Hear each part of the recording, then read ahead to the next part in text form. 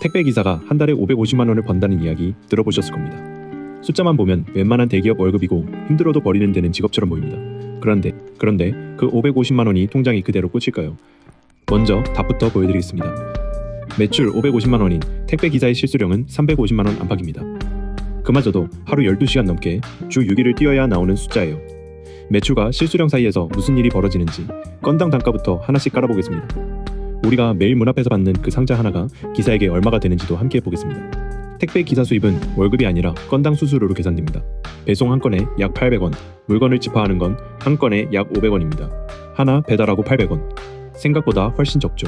이 단가에 하루 처리하는 물량을 곱하면 매출이 나옵니다. 하루 300건을 돌리면 배송료만 24만 원, 여기에 집합까지 더하면 하루 매출이 나옵니다.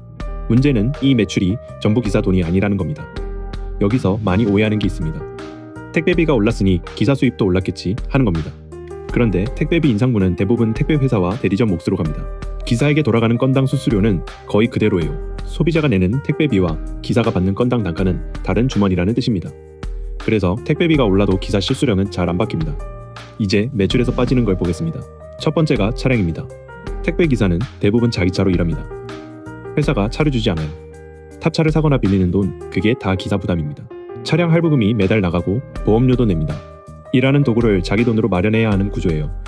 이게 매달 고정으로 빠지는 첫 번째 돈입니다. 다음은 기름값입니다.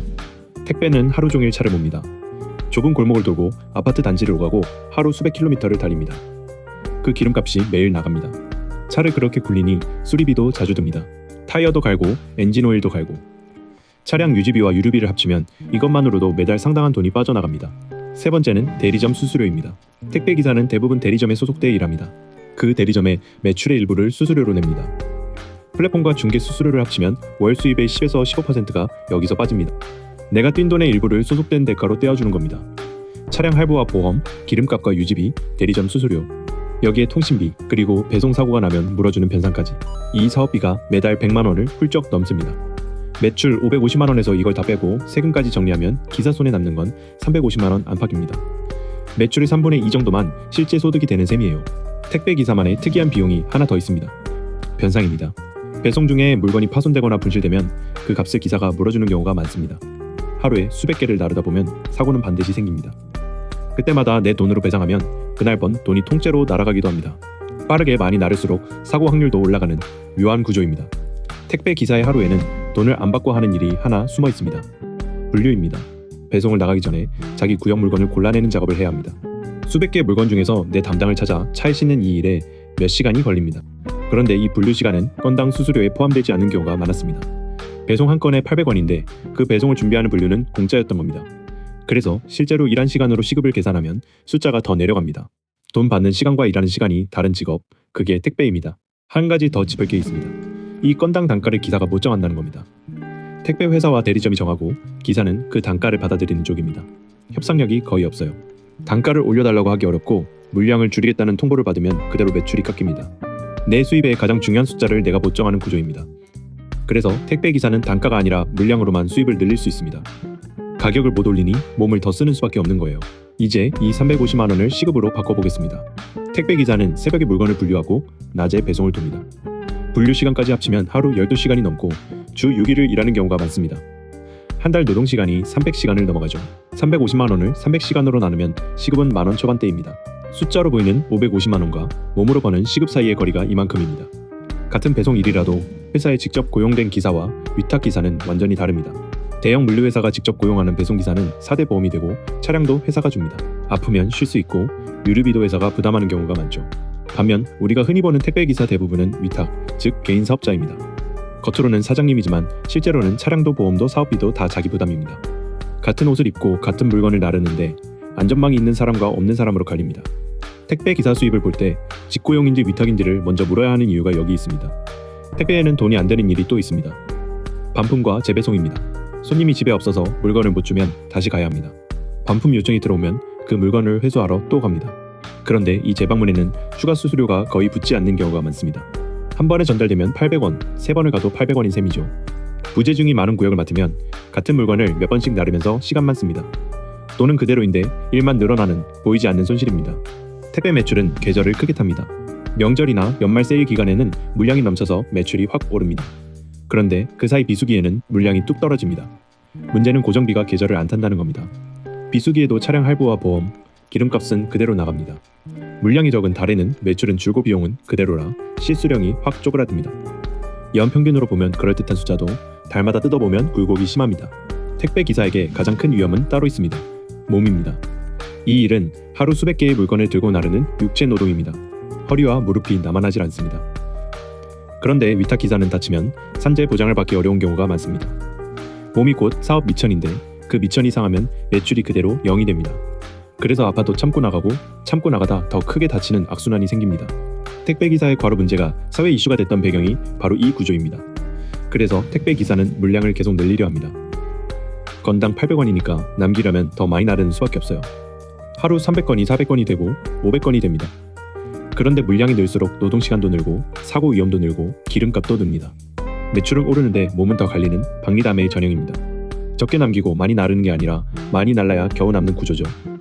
택배 기사에게는 대체 인력이라는 게 거의 없습니다. 아프거나 일이 생겨서 하루를 쉬면 그날 매출은 0입니다. 그런데 차량 할부와 보험, 대리점 관계는 그대로 유지됩니다. 쉬는 날에도 고정비 시계는 멈추지 않는 거예요. 그래서 웬만해선 못 쉽니다. 아파도 나가는 이유가 여기 있습니다. 택배 기사가 가장 바쁠 때가 명절입니다. 물량이 평소에 몇 배로 뜹니다. 매출이 확 오르니까 좋을 것 같지만 그만큼 몸도 몇 배로 갈립니다. 새벽부터 밤까지 잠을 줄여가며 나릅니다. 물량이 많으면 사고도 많아지고 변상도 늘어납니다.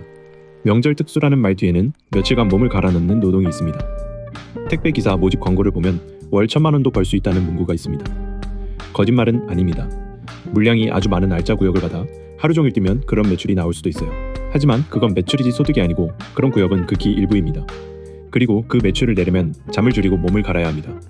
1,000만 원이라는 숫자는 최상단의 매출을 소득처럼 보여주는 광고 허법입니다. 평균을 봐야지 최고 사례를 내 것으로 착각하면 계산이 처음부터 어긋납니다.